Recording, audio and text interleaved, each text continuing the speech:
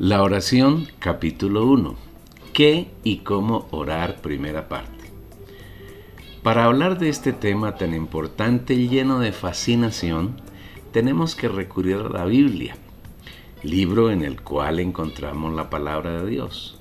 No obstante, no debemos tomar la Biblia de manera liviana, ni en la letra, porque de hacerlo nos llenaremos de muerte y confusión, el cual asimismo nos hizo ministros competentes de un nuevo pacto, ministros no de la letra. Siempre que nos acerquemos a Dios a escudriñar su palabra, debemos hacerlo sin presunción ni soberbia, y nuestra intención debe ser la de buscar revelación y visión en nuestro espíritu humano y nuestra alma respectivamente, para que el Dios de nuestro Señor Jesucristo, el Padre de Gloria, os dé espíritu de sabiduría y de revelación en el conocimiento de Él, alumbrando los ojos de vuestro entendimiento, para que sepáis cuál es la esperanza a que Él os ha llamado, y cuál es la riqueza de la gloria de su herencia en los santos, y cuál la supereminente grandeza de su poder para con nosotros los que creemos,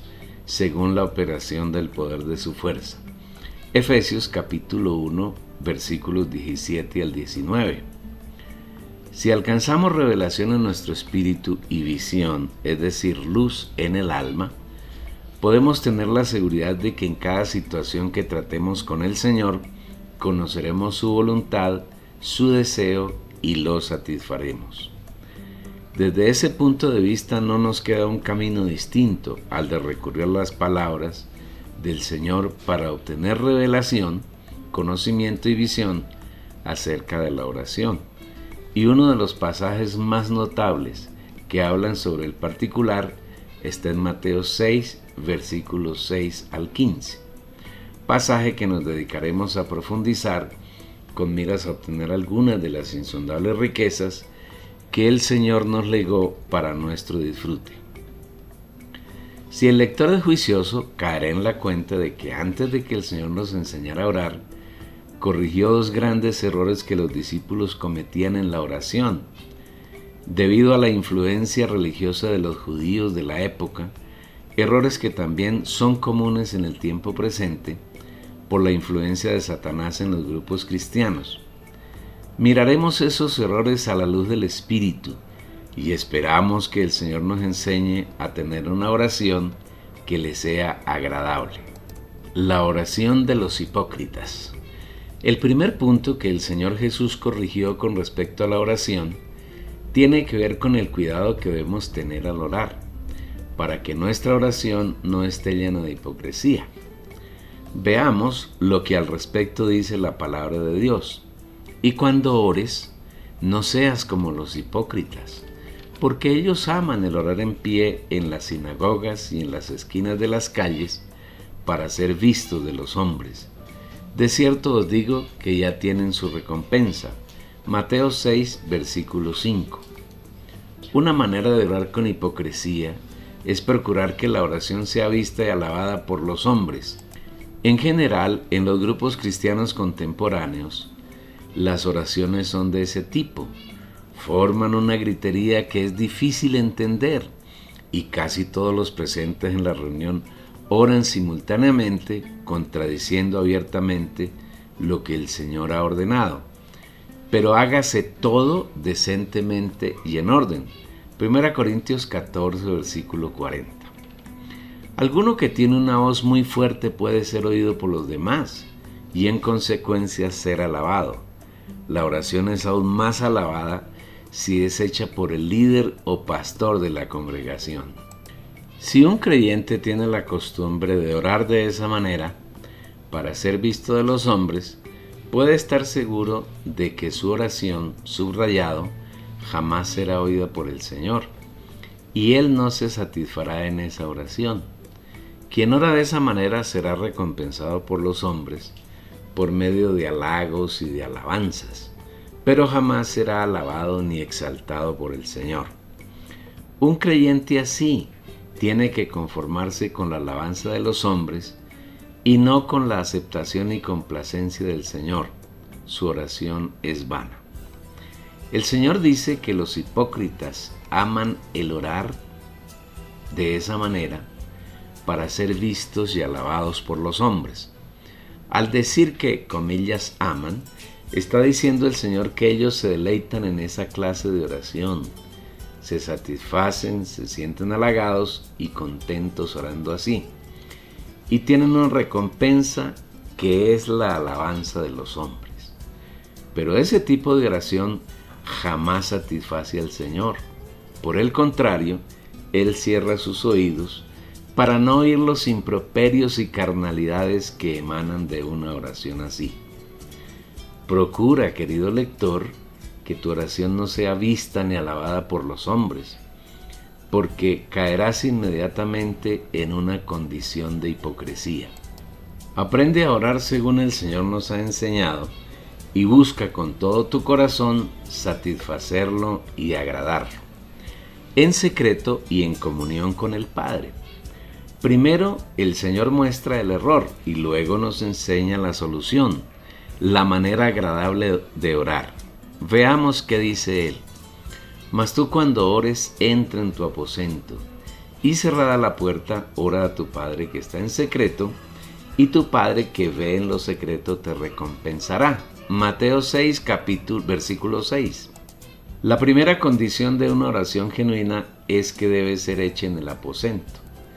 Si se interpreta la Biblia literalmente, deberíamos colegir que para orar debemos meternos en una alcoba o en un recinto destinado para ese fin. Si esto es verdad, ¿cómo es que el Espíritu afirma que a través de Pablo que debemos orar en todo tiempo y en todo lugar? Subrayado, orando en todo tiempo, con toda oración y súplica en el Espíritu, y velando en ello con toda perseverancia y súplica por todos los santos. Quiero, pues, que los hombres oren en todo lugar, levantando manos santas, sin ira ni contienda. Efesios capítulo 6, versículo 18, y 1 Timoteo 2, versículo 8. Si el lugar donde debemos orar se limitara a un aposento físico, implicaría que tendríamos que estar confinados a ese lugar de oración sin salir nunca de allí, para poder orar en todo tiempo. De ser así, no podríamos orar en todo lugar. En Mateo, el Señor dice que debemos entrar en el aposento. El término aposento hace referencia a un lugar de intimidad y puede compararse con la alcoba nupcial de un matrimonio. Ese aposento tiene que referirse entonces al espíritu humano, porque es el lugar donde Dios habita en el creyente, donde el Hijo de Dios tiene comunión íntima con Él. Nuestro espíritu humano es, comillas, la alcoba nupcial de Dios y cada uno de sus hijos. Es el lugar donde Dios y el hombre tienen comunión, porque es en él donde Dios se hace uno con el hombre y el hombre se hace uno con Dios. La traducción del interlineal griego dice así: mas tú cuando ores, entra en el aposento más interior de ti. En consecuencia, para tener una oración apropiada, el primer aspecto que debemos tener en cuenta es entrar en nuestro espíritu humano. Ese es el aposento de que habla el Señor Jesús. La segunda condición dice, y cerrada la puerta. Una puerta se cierra para impedir que otros puedan entrar en el aposento, lo cual implica que la oración es un asunto individual. Es el encuentro que cada creyente tiene en su espíritu con el Padre, y nadie distinto a los dos puede estar en el aposento ni en la oración. Este aspecto se refiere igualmente a que la oración es íntima entre el Padre y el creyente. Cuando un creyente entra en su aposento, que es su espíritu humano, entonces su alma, conformada por mente, voluntad y emoción, queda totalmente sometida al espíritu, y no habrá ningún pensamiento, ni sentir, ni deseo que no sean del Señor. En otras palabras, esa intimidad entre Dios y el creyente no puede ser interferida ni interrumpida por nada ni por nadie. Ni Satanás, ni los hombres, ni los demonios, ni los ángeles caídos pueden tener participación en ella. Es exclusiva entre Dios y el creyente, Esta es la manera excelente de someter al alma al espíritu y de negar la vida del alma. Agradecemos al Señor por haber creado en nosotros un espíritu humano y por haber tenido la voluntad de venir a morar en él. Qué delicia es que en ese aposento solo podemos estar el Señor y yo, el Señor y tú. No hay cabida para nadie más. Imaginamos tu protesta y tus cuestionamientos al leer estas líneas. Entonces, ¿no podemos orar en conjunto? ¿No podemos tener una reunión de oración en la que participe más de un hermano? ¿No podemos orar en cualquier lugar? Sí, podemos y debemos orar en conjunto. Cuando nos reunimos con otros santos para orar, somos más fuertes y nuestra oración es más fluida y somos más poderosos para aplastar al enemigo. Solamente que sin importar si hay 2, 10, 100 o 1000 hermanos, cada uno debe entrar en su aposento. En otras palabras, cada uno debe estar en su espíritu y debe cerrar la puerta. En términos sencillos, la oración es un asunto de intimidad con Dios. Si en una reunión de oración uno o más hermanos no entran en su aposento, la oración fácilmente será desviada y se puede volver una oración de hipocresía, con palabras que salen solamente del alma de quien ora, y el Señor no se agradará de ella. Solamente con uno que no esté en su aposento o que abra la puerta, habrá lugar para que Satanás desvíe la oración y ésta no sea hecha en el Espíritu. Podemos y debemos orar en todo lugar, solamente que cuando lo hagamos debemos entrar en nuestro aposento, cerrar la puerta y tener comunión íntima con el Señor.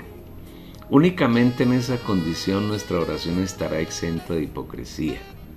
No importa el lugar donde te encuentres, puede ser caminando por la calle, o haciendo fila en algún lugar para hacer una diligencia, o yendo a un trabajo en un transporte público, o conduciendo tu automóvil, o en tu trabajo, o en casa haciendo alguna labor, o haciendo deporte, o en cualquier actividad.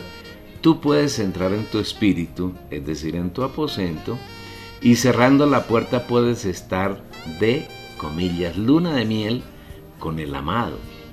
La oración no tiene ni lugar ni hora específica.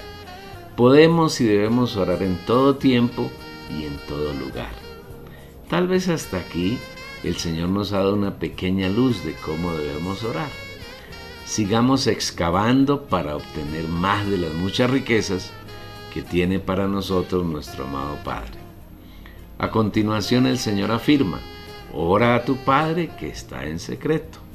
Al Padre no le gusta la publicidad, le encanta el secreto, le agrada estar con cada uno de sus hijos en la, comillas, cámara nupcial, teniendo una comunión íntima con cada uno de los suyos. Cabe destacar que el ingrediente más importante de la oración es la comunión.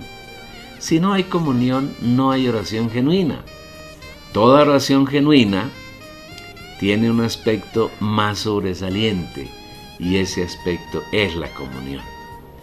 Tengas en cuenta que la comunión es el mutuo fluir, el disfrute mutuo de quienes participan en ella. Cuando estamos en comunión con Dios, disfrutamos de todas sus riquezas y Él disfruta del trabajo que ha realizado en nosotros. Cuando estamos en comunión con los hermanos, disfrutamos mutuamente de las riquezas de Dios que se han hecho realidad en cada uno. Nótese que el Señor dice que el Padre está en secreto, y es a ese secreto a donde debemos entrar para orar a Él. Nota que la oración debe dirigirse al Padre y a nadie más, como lo veremos más adelante. Por ahora, debemos enfatizar que la oración debe ser secreta y en secreto. Esperamos en el Señor que podamos eliminar de nuestra vida de creyentes esas oraciones públicas, rimbombantes y escandalosas que ofenden al Padre y también a los oyentes. La oración debe producir tanta armonía, tanta paz y tanto sosiego que se vuelve muy atractiva y despierta en quien ora el deseo de orar sin cesar. Orad sin cesar. Primera Tesalonicenses 5, versículo 17. Igualmente, la oración debe ser un medio eficaz para vivir, pensar, hablar y actuar por el Espíritu. A quienes participan en ella, debe suministrarles crecimiento en el Señor, edificación, consolación y aliento. Cuando oramos en el Espíritu, debemos tener la certeza de que Dios tiene total complacencia en la oración que realizamos. Él debe poder decir de quién o quiénes oran: este es mi Hijo amado en quien tengo complacencia. Mateo 17, versículo 5. Podrías preguntar que si la oración es un secreto entre el Padre y el creyente, ¿qué ocurre cuando hay más de uno orando? ¿Cómo mantener el secreto? Aún estando en grupo, si nos mantenemos en el Espíritu, estamos en secreto con el Padre. No importa cuántos hay en la oración, con tal que cada uno se mantenga en el Espíritu con la puerta cerrada. Cuando entramos en el Espíritu somos uno con Dios. Estamos guardando la unidad del Espíritu y aunque haya muchos santos, en verdad hay uno solo, el Señor Jesús, y nosotros, siendo una sola entidad, un solo cuerpo, un solo espíritu, una sola fe, un solo Dios y Padre. El Señor continúa enseñándonos sobre el secreto de la oración. Y tu Padre, que ve en lo secreto, te recompensará. La recompensa que da el Padre a nuestras oraciones solo es real cuando la oración lo agrada. Una oración que desagrada al Padre no será recompensada. El Padre no solamente oye nuestra oración, sino que también la ve. Y esa vista y audición se dan en lo secreto porque es el ámbito donde habita el Padre. Las versiones Reina Valera de la Biblia añaden la frase "en público", queriendo decir que lo que hacemos en secreto con el Padre, Él lo recompensará públicamente. De ser esto cierto, sería contradictorio, porque lo que nos muestra la palabra es que a Dios no le gusta la publicidad, sino el secreto. Si Él tuviese una recompensa en público para algo que se hace en secreto, porque al Padre le agrada el secreto, sería un contrasentido, y la Biblia no tiene contradicciones. Dios nunca se contradice. El problema de estos contrasentidos está en algunos traductores y en algunos revisores que no tienen visión ni revelación suficientes para ser fieles a aquello que Dios quiere hablarnos en cada uno de los textos bíblicos. Ninguna versión, a excepción de la versión de Casiodoro de Reina y las versiones Reina Valera en casi todas sus revisiones, tienen la frase "en público". Tampoco está esa frase en ningún interlineal griego. Por el contrario, si se lee un interlineal griego, se encontrará una traducción similar a la siguiente: pero tú, cuando ores, entra en tu aposento interior, cierra con llave tu puerta y ora a tu Padre que está en secreto, y tu Padre que ve en lo secreto te recompensará. Dos cosas son bien claras aquí. La primera, que no hay tal recompensa en público, como lo tradujo Casiodoro de Reina y la mantienen las revisiones de la Biblia Reina Valera. Y segundo, el aposento hace referencia al espíritu humano, que es el recinto más interior del hombre y es el, comillas, lugar donde Dios mora en los creyentes. ¿Por qué fue agregada la frase "te recompensará en público" en la versión Reina Valera y sus múltiples revisiones? No cabe duda de que la traducción de la Biblia a los distintos idiomas sea profundamente influida por la visión que tiene el traductor. Y desde el año 1569, en la primera versión de Casiodoro de Reina, conocida como la Biblia del Oso, ya está la frase mencionada. Parecería ser que Cipriano de Valera, quien en 1582 hizo la primera revisión, y los revisores posteriores o no tuvieron una visión clara de lo que el Señor quería decir en esos versículos, o quisieron mantener las palabras del primer traductor. Cualquiera que sea la razón para que en esa versión exista esa pequeña frase, no deja de inquietarnos su actitud contradictoria frente al deseo del Señor de tener secretos con los suyos, frente al deseo del traductor de ser reconocido públicamente. Un poco de levadura leuda toda la masa. Definitivamente al Señor le encanta la intimidad y el secreto, pero a los religiosos les encanta la fama, el ser reconocidos por los hombres. Cuidémonos para no ser contradictores del Señor. Seamos cuidadosos frente a la hipocresía que se puede presentar en nuestra oración. ¿Quiénes tienen derecho a orar? Habrás notado que la oración que Dios escucha se restringe a quienes son hijos de Dios. Ora a tu Padre que está en secreto, y tu Padre que ve en lo secreto te recompensará. Mateo 6, versículo 6.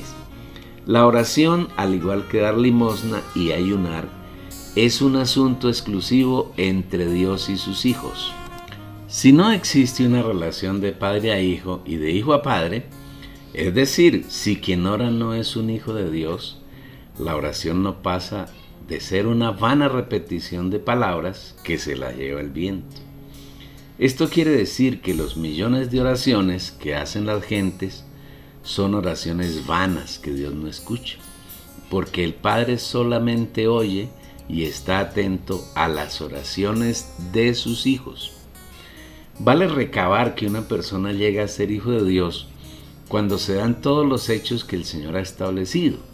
En primer lugar, para ser hijo de Dios es necesario que el Señor nos haya escogido desde antes de la fundación del mundo, según nos escogió en Él antes de la fundación del mundo. Efesios 1, versículo 4. Nadie que no haya sido escogido puede llegar a ser hijo de Dios. En segundo lugar, es necesario haber recibido al Señor creyendo en su nombre. Mas a todos los que le recibieron, a los que creen en su nombre, les dio la potestad de ser hechos hijos de Dios. Juan 1, versículo 12.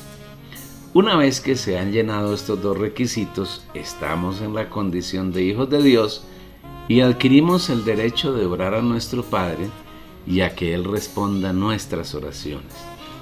No faltará quienes argumenten diciendo que todos los hombres son hijos de Dios, pero esa afirmación no tiene ninguna base bíblica. Hablando con propiedad, en cuanto a la raza humana, Dios creó solamente a Adán, y hay que tener en cuenta que Adán es un hombre corporativo, y Dios lo creó con el deseo de que lo recibiera, lo contuviera y lo expresara.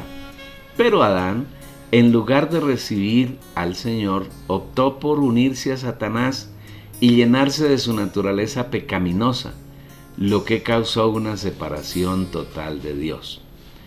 Toda la raza humana desciende de Adán y tiene la naturaleza pecaminosa del diablo, y en esas condiciones nadie puede ser hijo de Dios, y propiamente ni siquiera creación de Dios, porque Dios no puede crear un ser humano pecaminoso.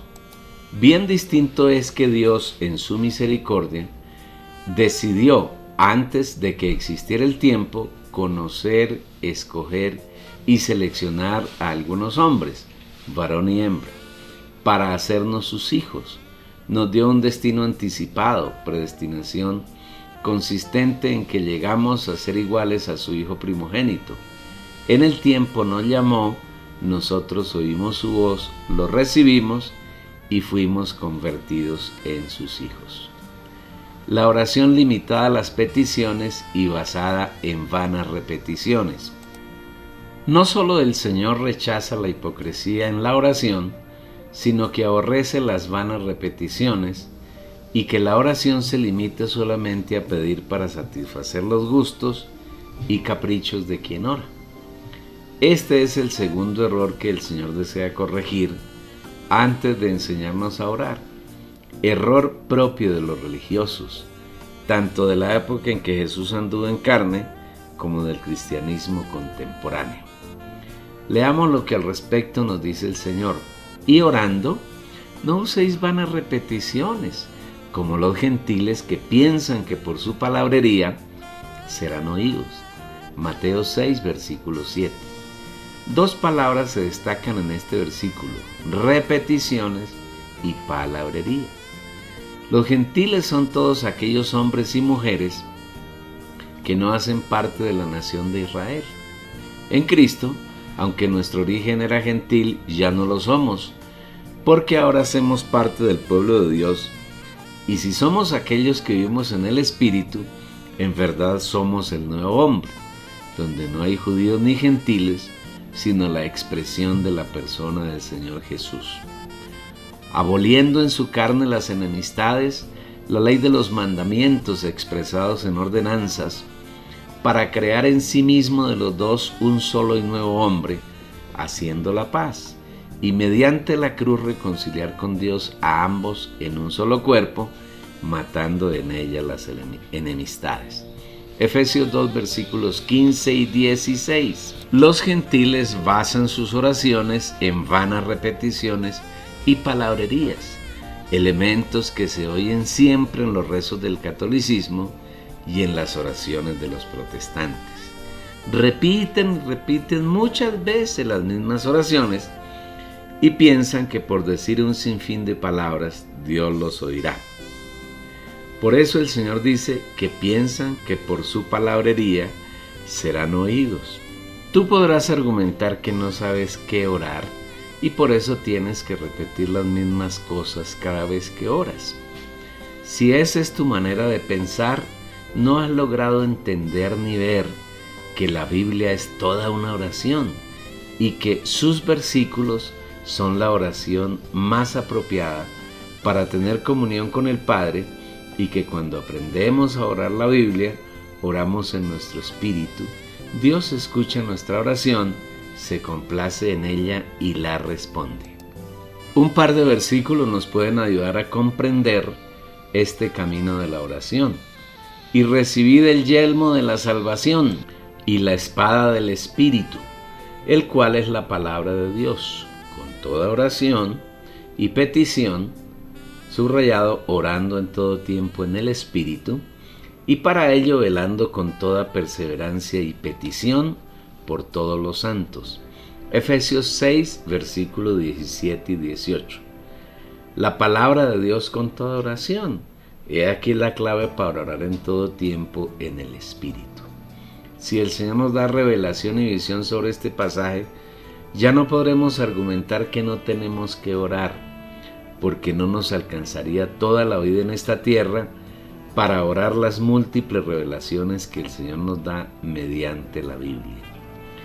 No debemos perder de vista el hecho de que la Escritura es el soplo, el aliento de Dios.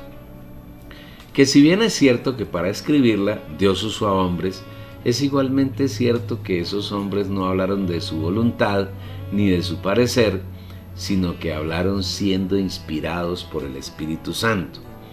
Porque ninguna profecía jamás fue traída por voluntad humana, sino que los hombres hablaron de parte de Dios, subrayado, siendo movidos por el Espíritu Santo. Segunda de Pedro 1, versículo 21. Los hijos de Dios que participaron en la escritura de la Biblia no hablaron de sí mismos, sino de parte de Dios, y lo hicieron siendo movidos por el Espíritu Santo, estando llenos de Él. La palabra que se traduce del griego como movidos, inspirados, da a entender que fueron llevados por el Espíritu Santo, así como el viento lleva un velero. El velero está entregado a la voluntad del viento y éste lleva al barco a donde quiere. El barco no puede hacer su voluntad, sino la voluntad del viento. De la misma manera, los hermanos que el Señor utilizó para escribir la Biblia fueron llevados por el Espíritu y escribieron lo que el Espíritu sopló en ellos. Hay otro versículo que reconfirma esta aseveración y está en 2 Timoteo 3, versículo 16. Toda la escritura es dada por el aliento de Dios y útil para enseñar, para redarguir, para corregir, para instruir en justicia. Si la escritura es el aliento de Dios soplado dentro de quienes la escribieron y exteriorizada por ellos, entonces la Biblia contiene la voluntad de Dios, y orarla es orar según la voluntad de Dios.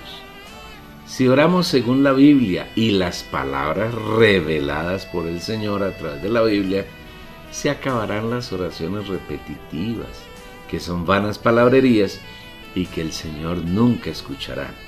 Y orando no uséis vanas repeticiones, como los gentiles que piensan que por su palabrería serán oídos. Mateo 6, versículo 7.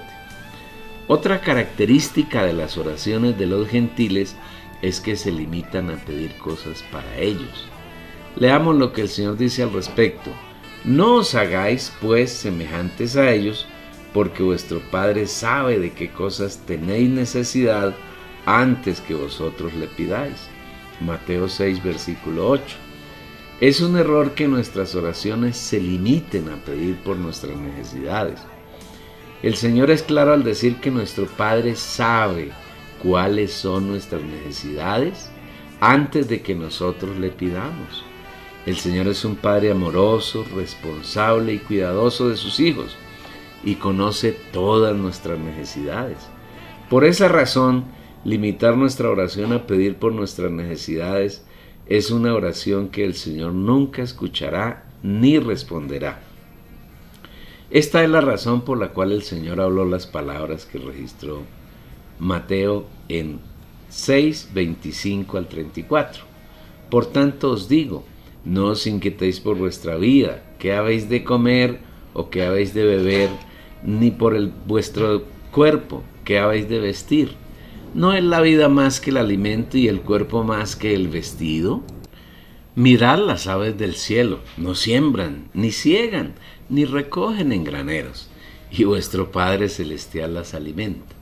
¿No valéis vosotros mucho más que ellas? ¿Y quién de vosotros podrá, con preocuparse, añadir un codo a su estatura? ¿Y por el vestido por qué os preocupáis? Considerad los lirios del campo, cómo crecen. No se afanan ni hilan, pero os digo que ni aun Salomón, en toda su gloria, se vistió como uno de ellos. Y si a la hierba del campo que hoy es y mañana se eche en el horno, Dios la viste así, ¿no hará mucho más a vosotros, hombres de poca fe? No os preocupéis pues diciendo, ¿qué comeremos o qué beberemos o con qué nos vestiremos? Porque los gentiles buscan con afán todas estas cosas. Vuestro Padre Celestial sabe que tenéis necesidad de todas estas cosas. Mas buscad primeramente su reino y su justicia, y todas estas cosas os serán añadidas. Así que no os inquietéis por el día de mañana, porque el día de mañana traerá su propia inquietud. Basta a cada día su propio mal. Las mayores preocupaciones del ser humano tienen que ver con la comida, la bebida y el vestido. Y lamentablemente los creyentes dedican la mayor parte de sus oraciones a pedirle al Señor que le supla estas necesidades. Así la oración se convierte en una oración propia de los gentiles. Repeticiones y repeticiones pidiendo cosas para quien ora. El Señor nos dice que no debemos preocuparnos por la comida y pone como ejemplo a las aves. Estas no siembran, no cosechan, no guardan en graneros previendo el futuro, y a pesar de esa falta de previsión, nuestro Padre Celestial les da su porción cada día. Nunca pasan hambre. Igualmente, hablando del vestido, hace la comparación con los lirios del campo. Ellos no tienen una empresa textilera, pero su vestido es mejor que el del rey Salomón. En su tiempo este rey era tal vez el hombre más rico de la tierra.